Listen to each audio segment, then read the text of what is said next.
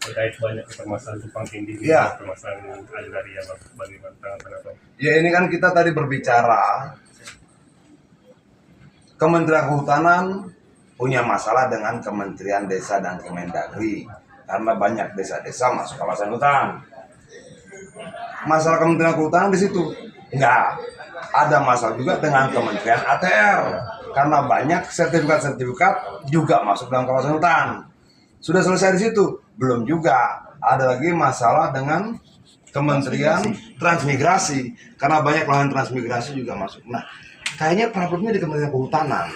Jadi maksud kita tadi kita sudah bersepakat pada 3 hal.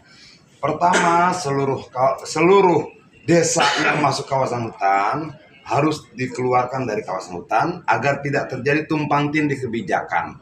Jangan sampai kemudian mau bangun jalan desa harus izinnya pada Kementerian Kehutanan. Mau bangun sekolah bukan izin sama Dinas Pendidikan, tapi pada Kementerian Kehutanan karena wilayahnya dan Kementerian Kehutanan.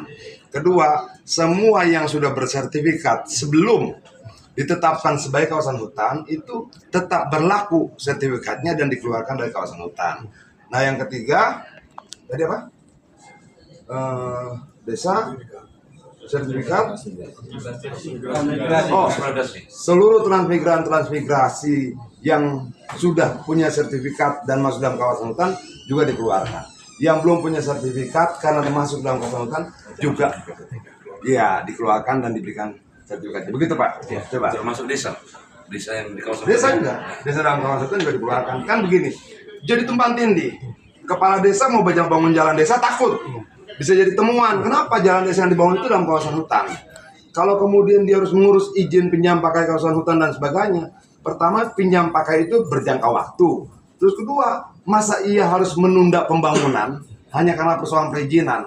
Yang boleh ditunda itu proyek-proyek personal, proyek-proyek bisnis. Tapi kalau untuk rakyat nggak boleh ditunda. Semakin cepat negara bertindak, semakin baik buat rakyat.